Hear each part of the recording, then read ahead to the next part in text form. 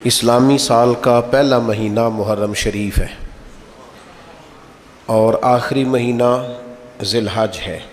جس طرح ہم بہت ساری چیزوں کو یاد رکھتے ہیں، اس طرح ہمیں اسلامی مہینوں کو بھی یاد رکھنا چاہیے۔ اس کی وجہ یہ ہے کہ ہماری جتنی بھی عبادات ہیں وہ اسلامی تاریخوں کے حساب سے، رمضان کے روزے اسلامی تاریخ کے حساب سے، عید الفطر، عید الاضحیٰ اسلامی تاریخ کے حساب سے، حج کریں گے لوگ تو وہ بھی اسلامی تاریخ کے حساب سے۔ تو ہمیں اسلامی تاریخوں کا، اسلامی دنوں کا، ماہ و سال کا ضرور خیال کرنا چاہیے۔ اللہ تعالی ہمیں اس کی توفیق عطا فرمائے۔ ماہ محرم الحرام کا چاند جیسے ہی طلوع ہوتا ہے اور اگلے دن جیسے ہی آفتاب نمودار ہوتا ہے تو دلوں کے اندر خود بخود نبی رحمت نور مجسم شفیع معظم صلی اللہ تعالی علیہ وسلم کی مقدس آل پاک کے تذکرے اور آپ کی مقدس عطرت کی یادیں لوگوں کے ذہنوں میں، دلوں میں اور نہا خانوں میں تازہ ہو جاتی ہیں۔ فطرتی تقاضا یہ ہوتا ہے کہ جب محبوب سے کامل محبت ہونا تو محبوب کی ہر چیز سے محبت ہو جاتی ہے۔ تکمیل ایمان اس کا نام ہے کہ مسلمان ہر چیز سے بڑھ کر نبی پاک صلی اللہ تعالی علیہ وسلم سے محبت کرے، اور جب ہر چیز سے بڑھ کر حضور سے پیار کرنا ہے تو پھر نبی پاک سے نسبت رکھنے والی ہر چیز سے پیار کرنا ہے۔ ہمارے ہاں لوگ اس معیار پر پورا نہیں اترتے، وہ محبت میں بھی تقسیم کے قائل ہیں۔ حضور علیہ الصلوۃ والسلام کی نسبت رکھنے والی ہر چیز سے پیار کرنا، چونکہ حضور سے جو پیار ہے، تو جتنی بھی چیزیں، جتنی بھی نسبتیں حضور کے ساتھ جڑیں گی وہ قابل احترام نہیں، وہ قابل محبت بھی ہیں۔ ان کا احترام کیا جائے گا تو دل کی گہرائیوں سے، پیار کیا جائے گا تو دل کی گہرائیوں سے۔ تو حضور علیہ الصلوۃ والسلام کی اولاد پاک تو ویسے ہی خون رسول ہے نا، وہ تو نبی پاک علیہ الصلوۃ والسلام کا خون ہے۔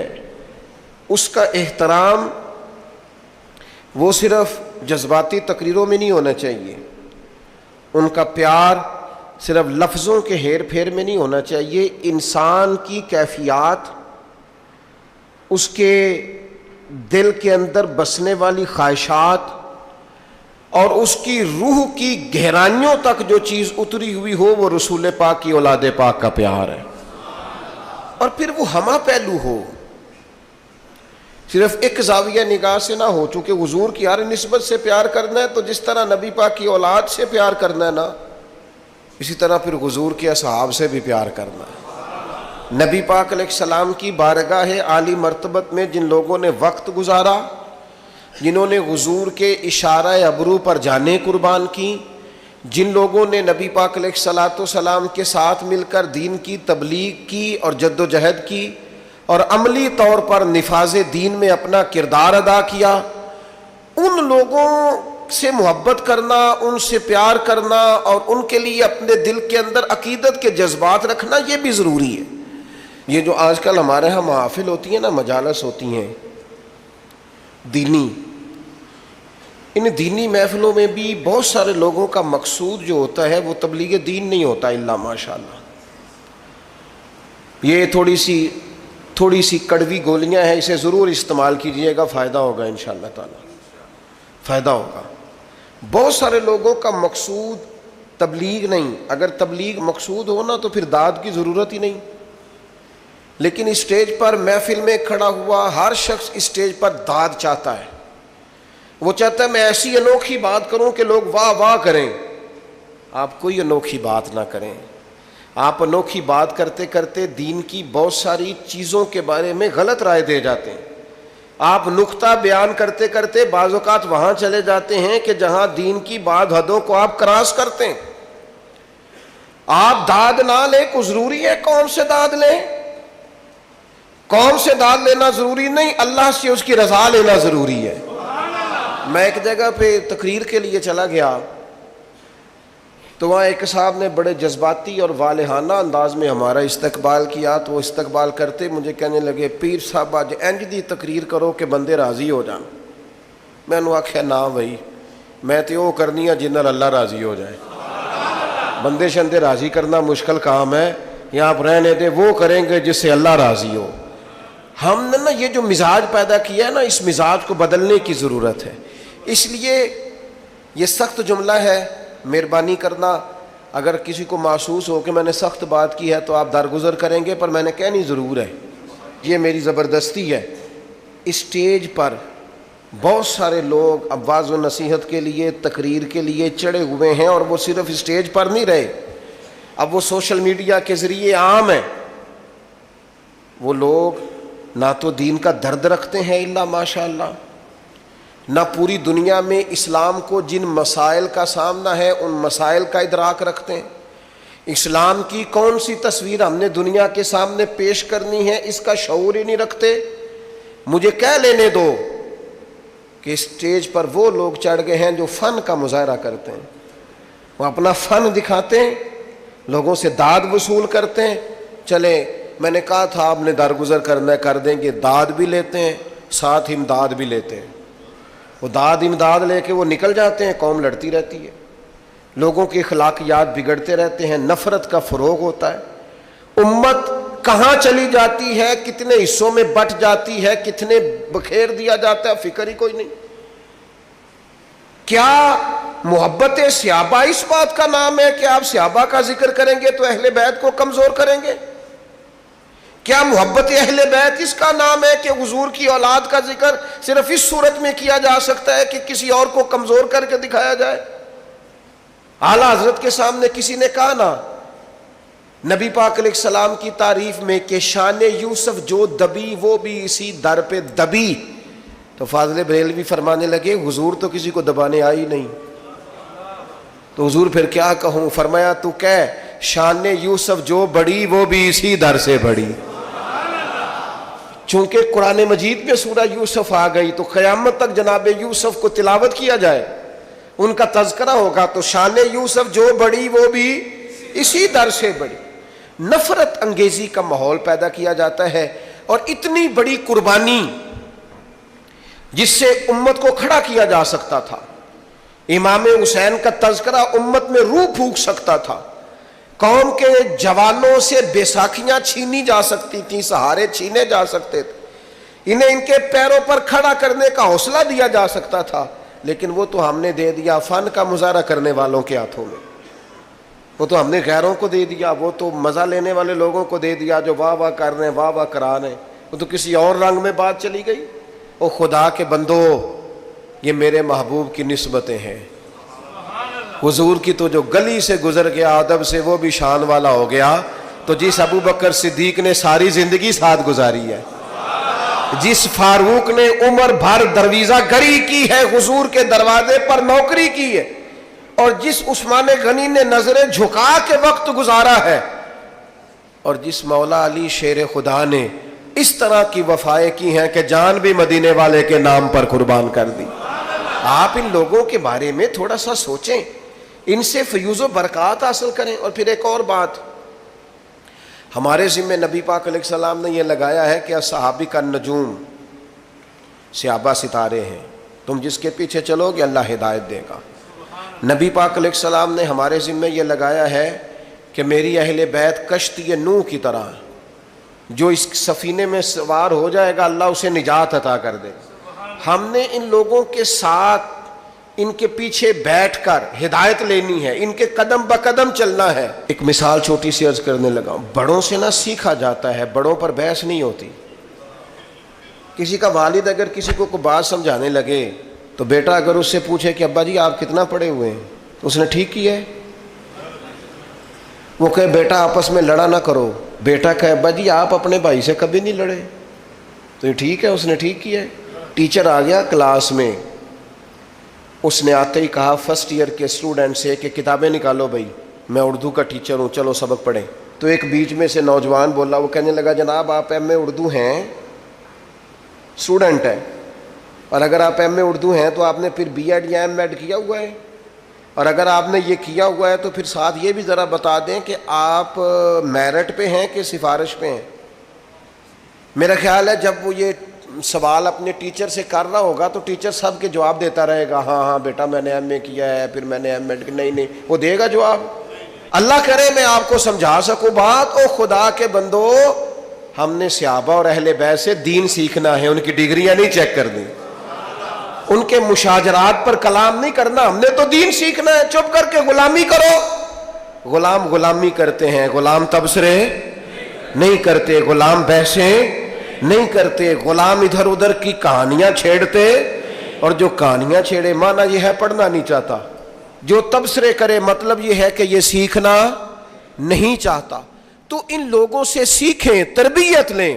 میں آپ کو گارنٹی سے کہتا ہوں، عقیدت کی اینک لگا کے، ذوق کا لباس پہن کر، شوق کے بستر پر بیٹھ کر آپ حضور کی نسبت رکھنے والے کسی ایک بندے کو پڑھنا شروع کر دیں، کسی ایک صحابی کا آپ تذکرہ پڑھتے جائیں، اللہ آپ کی روح کو معراج عطا فرماتا جائے گا، معراج ہو جائے گی روح کو۔ او یار ان لوگوں کے پیچھے چلو تو صحیح۔ یہاں تو میرے بھائی جو 4 دن کسی محدث کے پاس بیٹھے، وہ کہتا ہے فلاں کا شاگرد ہوں، کسی فقیہ کے پاس بیٹھے کہتا ہے فلاں کے پاس بیٹھا ہوں، کسی دانشور کے، صوفی کے، صاحب حال کے پاس بیٹھے تو کہتا ہے مجھے اس کی مجلس میسر آئی ہے۔ اور صحابہ تو وہ صحابہ تھے جن کی ہر صبح عید ہوتی تھی، خدا کا قرب حاصل تھا، نبی کی دید ہوتی تھی۔ اتنے بڑے لوگ۔ 2 باتیں کبھی نہ بھولنا اپنی زندگی میں، میں بڑے درد سے کہتا ہوں۔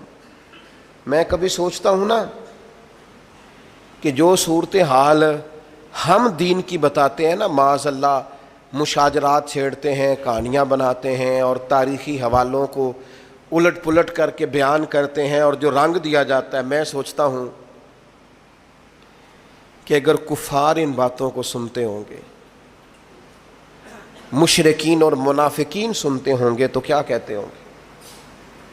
لیکن آج فیمس وہ بندہ ہے جو بدتمیز زیادہ ہے، فیمس وہ بندہ ہے جو ان بحثوں میں زیادہ الجھتا ہے، فیمس وہ شخص ہے جو ذرا کو تھوڑی سی انوکھی بات کرتا ہے۔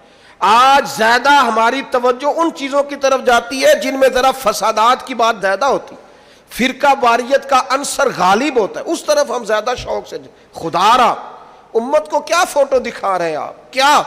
میں کل رات اپنے دوستوں سے کہہ رہا تھا کہ یار ہم نے تو بڑا انقلاب دینا تھا اس قوم کو۔ محرم شریف آتا ہے تو بحث شروع ہو جاتی ہے، امام حسین کے نام کا لنگر پکانا چاہیے، نہیں پکانا چاہیے، محفل کرنی چاہیے کہ نہیں کرنی چاہیے، وہ شہید ہوئے تھے تو مانا کیا تھا، تو کیا بحث میں گزر جاتا ہے سارا مہینہ لڑائی میں۔ سفر آتا ہے، اولیاء اللہ کا ذکر شروع ہوتا ہے تو لوگ شروع ہو جاتے ہیں، داتا صاحب نہیں کہنا چاہیے، غریب نواز نہیں کہنا چاہیے، فلاں کو یہ نہیں کہنا چاہیے، الجھ گئے۔ وہ کہتے کیا تھے، پیغام کیا تھا، بتانے کیا آئے تھے، اس میں سارا وقت بیت جاتا ہے۔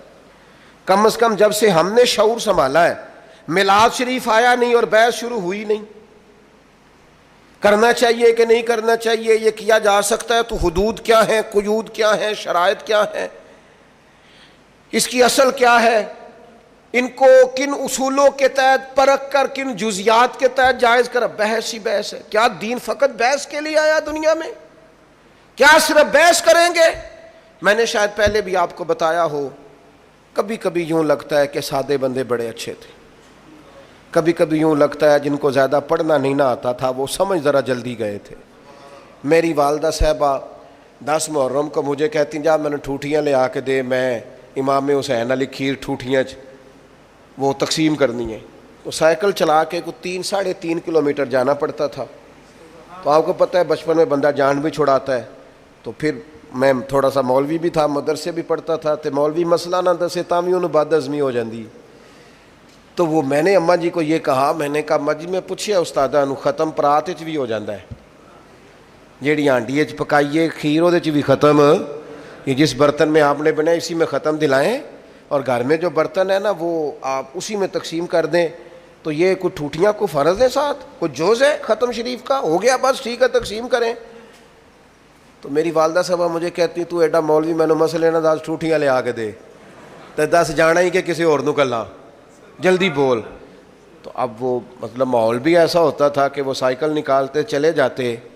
تو ایک دن بڑی گرمی تھی شدید، اور میں بڑا ہی مشکل گیا, ڈاڈا اوکھا ہو گیا میرے لیے وہ پینڈا کو لے کے آیا میں, ٹوٹیاں لا کے میں نے بڑے غصے سے رکھی, حالانکہ 10 روپے انعام بھی ملا جانے آنے کا, اور رکھ کے میں اما جی نو آخیا, میں کیا مینو 10 سے چھڑو, آخر ایک کیڑا مفتی دس گیا ٹوٹیاں والی گل, جو آپ اس قدر زیادہ اس پر بزد ہیں. تو والدہ صاحبہ فرمان لگے, پتر خصوصیت کوئی بھی نہیں, بس نہ یہ نیاز دئی دی حضور دی اولاد دے نا تے دل نہیں کردا کہ نبی پاک دی اولاد دے نا تے کسی نو کھیر دئیے تے پانڈا واپس منگیے, بس ان کے نام پر جو دے دیا سو دے دیا, ختم ہو گئی بات. برتن بھی واپس لینے کو جی چاہتا, بھائی اتنا سا فلسفہ ہے, اتنی. جب انہوں نے بات بتائی نا, آپ یقین کریں میری روح تازہ ہو گئی, طبیعت سمجھ میں آ گئی کہ یہ تو عقیدت کا ایک قصہ ہے, یہ تو پیار کی بولی ہے, اس لہجے کے اندر, اس سادگی کے اندر تو حسن ہے. تو میرے عزیز ہم نے تو عقیدت کرنی ہے, اور کس طرح کی عقیدت, کس طرح کا پیار. حضرت ابو بکر صدیق امیر المومنین ہے, اور شان یہ ہے کہ اس منبر پر بیٹھتے ہیں جس پر مدینے والے محبوب بیٹھا کرتے, اور ان کی عظمت یہ ہے کہ انہیں مصلی پر کھڑا خود رسول کریم نے فرمایا ہے, اور ہزاروں صحابہ ان کے اقتداء میں نماز پڑھتے ہیں. لیکن ابو بکر صدیق نماز پڑھا کے باہر نکلے, مسجد نبی کے کونے پہ امام حسن کھیل رہے تھے. اتنا بڑا آدمی, اتنی بڑی شان, لیکن جلدی سے دوڑ کے جا کے امام حسن کو اٹھایا, ماتھا چوما, سینے سے لگایا, کندھوں پہ بٹھایا, اور چلتے چلتے کہنے لگے, علی ایک بات کروں, کہا کیجئے.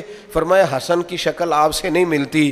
جناب علی نے یوں آنکھیں کھولی تو کہنے لگے, ساری کی ساری شکل مدینے والے محبوب پہ گئی ہے, ساری شباہت ہی رسول پاک کے ساتھ ہے. تیری نسل پاک میں ہے بچہ بچہ نور کا, تو ہے عین نور تیرا سب گھرانہ نور کا.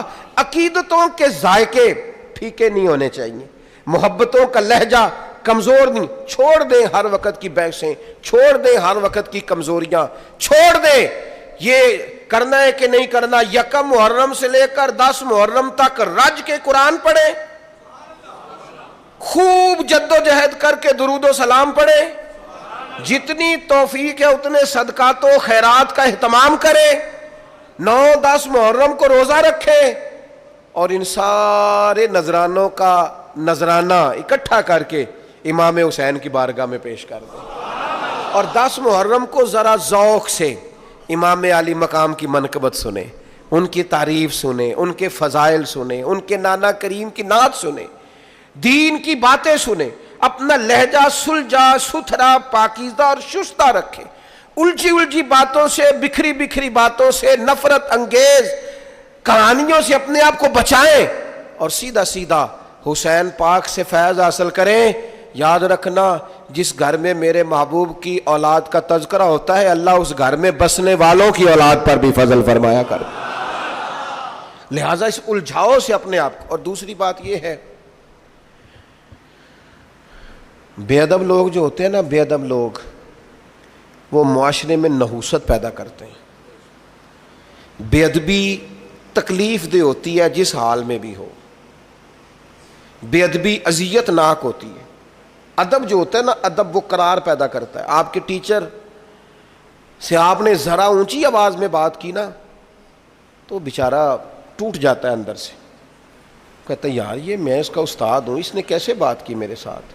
بے ادبی توڑ دیتی ہے. آپ نے ابا جی کو کوئی سخت لفظ نہیں کہا, آپ نے والد صاحب سے بس اتنا ہی کہا تھا کہ ابا جی ٹھیک ہے ساری باتیں, پر آپ بھی کچھ سیانے ہو جائیں, اب زمانہ بدل گیا ہے. اتنے ہی لفظ کہے تھے, تو ابا ساری رات اپنے کمرے میں روتا رہا. وہ کہتا ہے پترو میں تے ٹائم نال ہی نویں کپڑے لینے چھڈتے سن کہ میرا پتر پالے, تو تو آنا میں سیانا ہی نہیں سا. میں نے تو بہت ساری چڑھتی جوانی میں خواہشات چھوڑ دیں کہ میری اولاد پال جائے, اور تو کہتا ہے ساری رات باپ روتا ہے, ساری رات.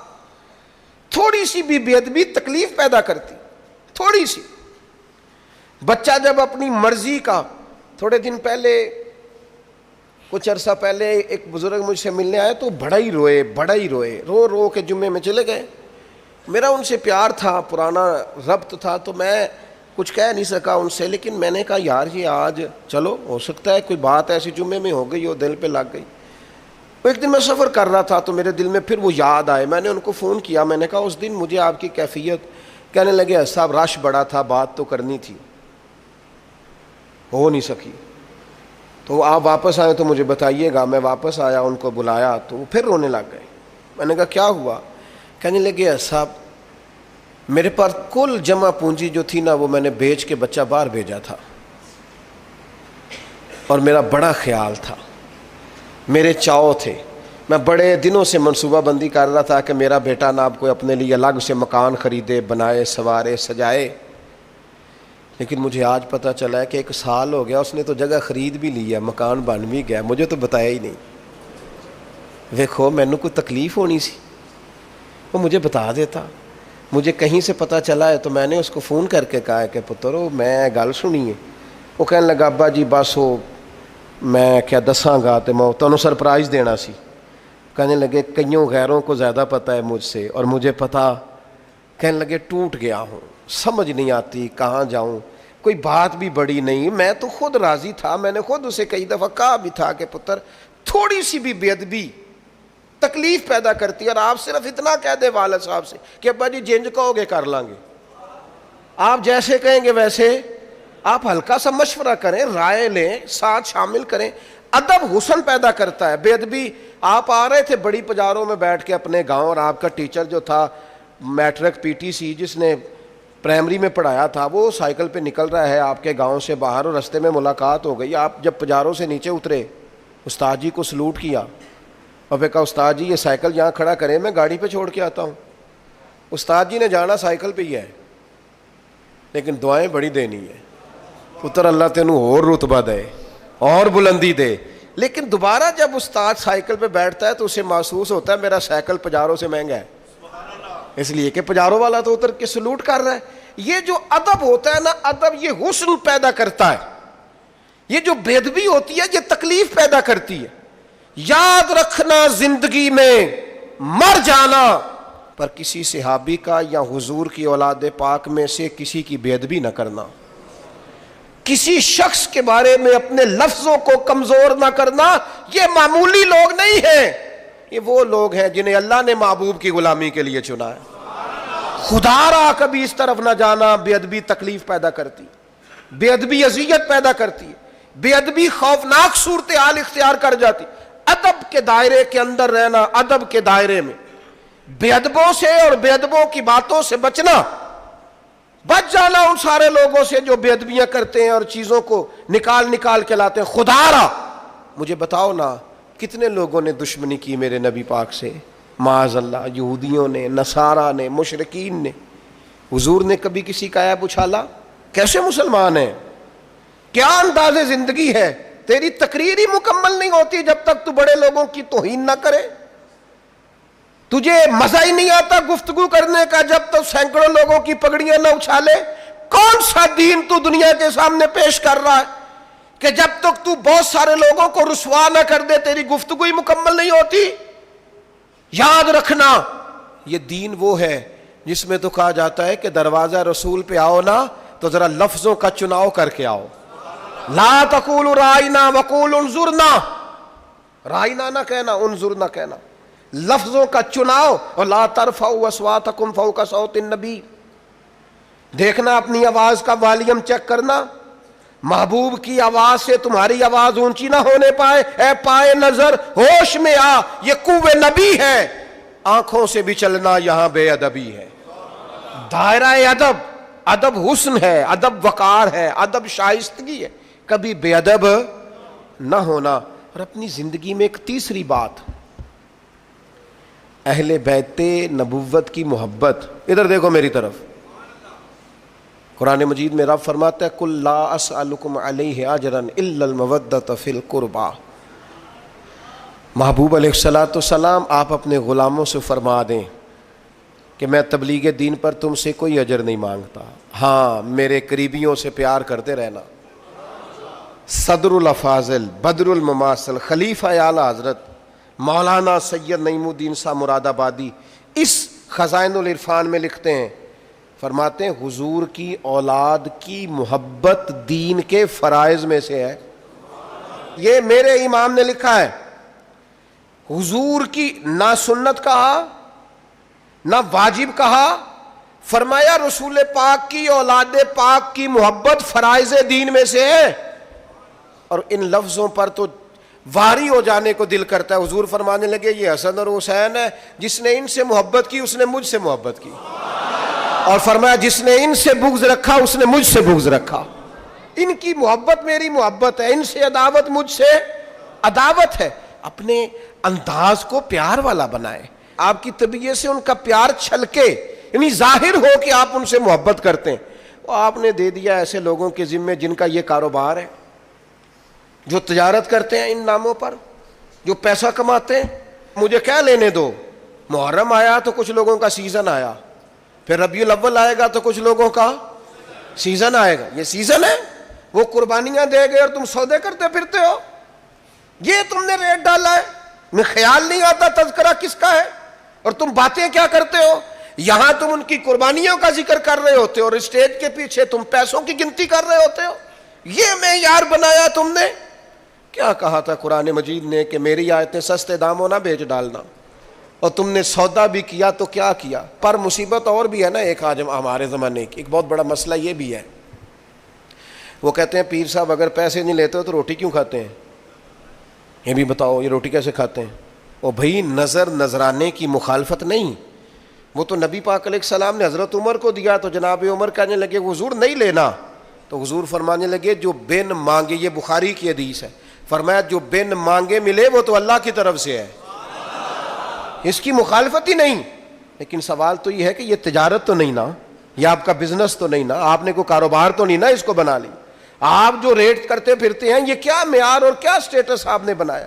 بہت بڑا بزنس مین اتنا مال نہیں کماتا جتنا تم کماتے، اور تم نے سیزن بنا لیا ہے، اور قوم بھی پسند کرتی ہے۔ بندہ فیمس ہونا چاہیے، بندہ کو تھوڑا سا نا مشہور ہونا۔ میں اپنے بارے میں 100 دفعہ کہہ چکا ہوں کہ دین کا کوئی چھوٹا سا نوکر سمجھ کے کبھی دعوت دے لیا کرو، مشہور آدمی سمجھ کے نہ بلایا کرو، اس میں مزہ نہیں، اس میں مزہ نہیں۔ نام کوئی برانڈ ہے، نہ کوئی ایسی چیز ہے جسے دکھا کے ماحول اور طرح کا بنایا جائے۔ آپ مہربانی فرمائیں محرم شریف میں کسی بھی موقع میں جب آپ ان پاکان امت کا ذکر کریں تو احترام کے جذبے، عقیدت کے لہجے، آپ کے مزاج کے اندر خوبصورتی، ان لوگوں سے قلبی وابستگیاں، اور سب سے اہم اور سب سے ضروری چیز یہ ہے کہ ہم نے سیکھا کیا ان لوگوں سے، ہم نے ان سے لیا کیا۔